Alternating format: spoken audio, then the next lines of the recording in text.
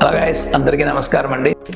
యాక్చువల్గా అయితే 2006 నుంచి 2012 వరకు బెంగళూరులో హార్డ్లీ 4-5 క్లినిక్స్ మాత్రమే ఉండేటివి ట్రాన్స్ప్లాంట్వి.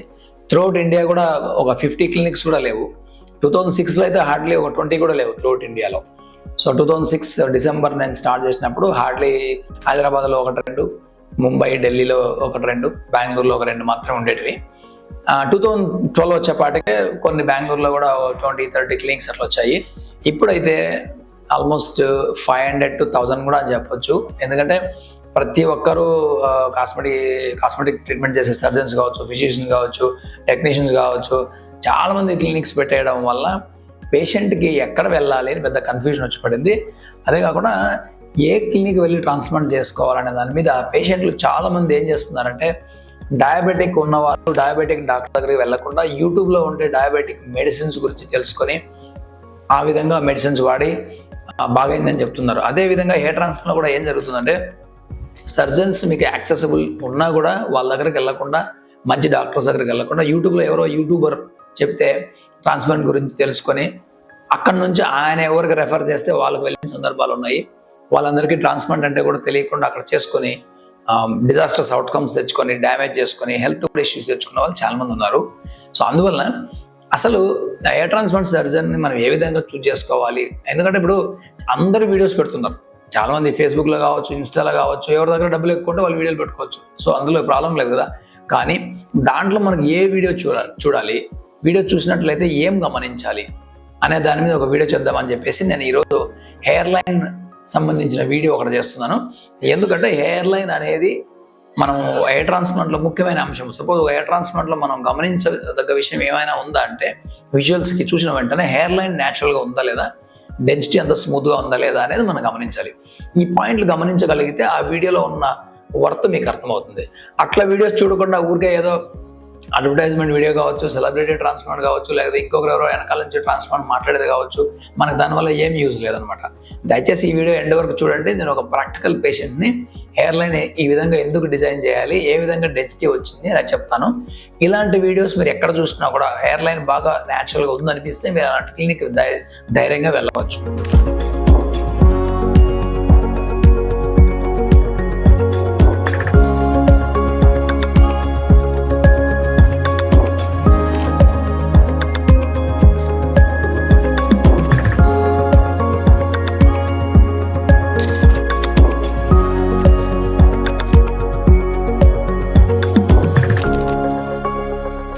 మనం చెప్పుకున్నట్లుగా చాలా మంది క్లినిక్స్ పెట్టడము, చాలా మంది వీడియోస్ పెట్టడము మనుషులకి, మనకు ఏమైపోయిందంటే పేషెంట్లు చూజ్ చేసుకోవడం ఒక పెయిన్ఫుల్ పార్ట్గా మారింది. ఎందుకంటే అన్ని క్లినిక్స్లో ఎక్కడ బెస్ట్ అందరూ బెస్ట్ అంటారు కదా. అందువల్ల మీరు ఏం గమనించాలి బేసిక్గా అంటే, హెయిర్ ట్రాన్స్ప్లాంట్లో మనకు 3 అంశాలు బేసిక్గా మనం గమనించాల్సి ఉంటుంది. హెయిర్ లైన్ డిజైన్ అనమాట. హెయిర్ లైన్ డిజైన్, రెండోది డెన్సిటీ, మూడోది బ్యాక్ సైడ్ డోనర్ ఏ విధంగా డ్యామేజ్ చేశారని. ఈ 3 పాయింట్లు మనం గమనించాలి. మీరు బ్యాక్ సైడ్ డోనర్ గమనించలేరు, ఎందుకంటే బ్యాక్ సైడ్ ఉంటుంది కాబట్టి మీకు అవకాశం రాదు. హెయిర్ లైన్ మీరు ఈజీగా విజువల్స్లో గమనించవచ్చు. సో ఇప్పుడు ఈ పేషెంట్లో మనం ఏం చేసాము, క్లాస్ 3 బాల్నెస్ ఉన్నప్పటికీ నేను కొద్దిగా ఆయనకు సూటబుల్ హెయిర్ లైన్ డిజైన్ చేసిన. ఇక్కడ మీరు గమనించాల్సింది ఏంటంటే, హెయిర్ లైన్ ఒక్కటే డిజైన్ చేస్తే కరెక్ట్గా సరిపోదు. హెయిర్ లైన్ డిజైన్తో పాటు మనము ఇంప్లిమెంటేషన్ బాగా చేయాలా, ఇంప్లాంటేషన్ బాగా చేయాలా, రిజల్ట్స్ బాగా తీసుకురావాలి. అంటే మీ సర్జన్కి ఎక్స్పీరియన్స్ ఒకటే ఉంటే సరిపోదు. మీ సర్జన్ ప్యాషనేట్ అయి ఉండాలి, ఆర్టిస్టిక్ హ్యాండ్ కూడా ఉండాలి. అప్పుడే ఆయన మనకు వర్క్ బాగా చేయగలడు. అలా లేకపోతే హెయిర్ రోబస్ట్గా వస్తుంది, డాల్కి ఇంప్లాంట్ చేసినట్టుగా ఇంప్లాంట్ చేసి ఉంటారు. కొంతమంది వీడియోలు పెడుతుంటారు, దాన్ని చాలామంది ఫాలో అయిపోతుంటారు. అది హెయిర్ లైన్ చూడడానికి ఆక్వర్డ్గా ఉంటుంది, దరిద్రంగా ఉంటుంది, కానీ వాళ్ళకు తెలియదు అనమాట. అందువల్ల కొద్దిమందికి అనుకుంటారు, దూరం నుంచి తెలుస్తాను డాక్టర్ బాగలేదు తీసేయండి అంటారు. కుచ్చులు కదా మనకు డిజైన్ చేస్తారు కదా, ఆ విధంగా ఉంటుంది. సో ఇంప్లాంటేషన్ రోజు మనకు తెలిసిపోతుంది ఇది.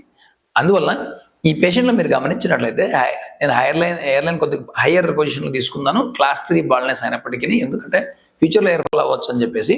మీరు గమనించండి రిజల్ట్స్ ఎటు దువ్వినా కూడా, మనకు బ్యాక్ టు ఫ్రంట్ కావచ్చు, సైడ్ టు లెఫ్ట్ కావచ్చు, ఎటు దువ్వినా కూడా న్యాచురల్నెస్ అనేది ఉండాలి. ఎవరు కూడా కనిపెట్టద్దు. మన హెయిర్ స్టైలిస్ట్ కానీ, బంధువులు కానీ, కొత్త వాళ్ళు కానీ ఎవరు కూడా హెయిర్ ట్రాన్స్ప్లాంట్ అయిందని కనిపెట్టకూడదు. అలాంటి ఈ వీడియోస్ రిజల్ట్స్ మీరు చూస్తే చాలా న్యాచురల్గా వచ్చింది. ఇదంతా హెయిర్ లైన్ సింపుల్గా డిజైన్ చేయడం వల్ల రాదు. ఆర్టిస్టిక్ హ్యాండ్ ఉన్న సర్జన్ దగ్గరికి వెళ్తే, లేక మంచి ప్యాషనేట్ సర్జన్ దగ్గరికి వెళ్తే వెళ్తుంది. వస్తుంది. మీరేం చేయాలంటే ఇట్లాంటి వీడియోస్ మంచి ఎక్కడంటే ఒక్కొక్క ఫేస్బుక్లో కావచ్చు, ఇన్స్టాలో కావచ్చు, అసలు బోర్డు వీడియోలు వచ్చేస్తున్నాయి.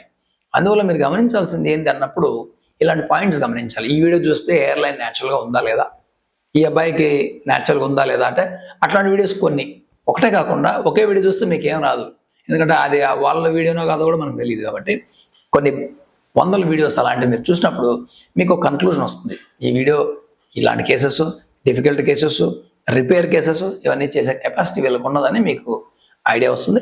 అప్పుడు మీరు మంచి క్లినిక్ డెఫినెట్గా చూజ్ చేసుకోగలరు.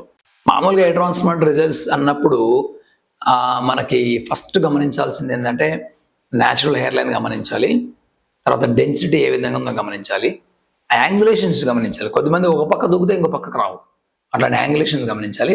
Next point back side donor ఏ విధంగా డ్యామేజ్ చేసాను గమనించాలి. సో ఇవి చేయకపోతే మీకు క్వాలిటీ ట్రాన్స్ప్లాంటేషన్ క్లినిక్స్ దొరకవు. ఈ క్వాలిటీ చేసే క్లినిక్స్ కావచ్చు, ఎక్స్పీరియన్స్ ఉన్న కావచ్చు, ఇవన్నీ కంపల్సరీ మీరు అబ్జర్వ్ చేయాలి. ఊరిన అడ్వర్టైజ్మెంట్ల ద్వారా వెళ్తే మనకు ఆ క్వాలిటీ రాదు. కాబట్టి దయచేసి ఇవన్నీ చూడండి. అంతే, ఇంకొకటి, ఒక్కొక్క పేషెంట్కి ఒక్కొక్క ప్లాన్ ఉంటుంది నా మైండ్లో. కాబట్టి మీ సర్జన్ దగ్గర కూర్చొని ఈ మార్కింగ్స్ ఈ విధంగా ఎందుకు చేశారు, లేకపోతే నా దగ్గర ఎలా వస్తుంది, అసలు నాకు ఎందుకు ఈ విధంగా కింద పైన మన హెయిర్ లైన్ డిజైన్ చేస్తున్నాం, ఇవన్నీ మీరు డిస్కస్ చేసిన తర్వాతనే అసలు మీకు ఏ ట్రాన్స్ప్లాంట్ అవసరం ఉందా లేదా ఇవన్నీ డిస్కస్ చేసిన తర్వాతనే మీరు ట్రాన్స్ప్లాంటేషన్కి వెళ్తే మీ ట్రాన్స్ప్లాంటేషన్ ఫెయిల్ కాదు. ఎందుకంటే ట్రాన్స్ప్లాంటేషన్లో మనకు బ్యాక్ సైడ్ హెయిర్ మీరు డబ్బులు ఇచ్చినా కూడా రాదు. కాబట్టి చాలా ఇంపార్టెంట్. కాబట్టి మంచి సర్జన్ దగ్గరికే పోవాలా. వేరే ఏ సర్జరీ అయినా కూడా మనం మెటీరియల్ కొనుక్కోవచ్చు, కానీ ఏ ట్రాన్స్ప్లాంట్లో కొనుక్కోలేము. మీదే హెయిర్ కావాలి. కాబట్టి చాలా మంచి సర్జన్ దగ్గరికి వెళ్ళడం చాలా ఇంపార్టెంట్ పాయింట్ అని నేను. Thank you.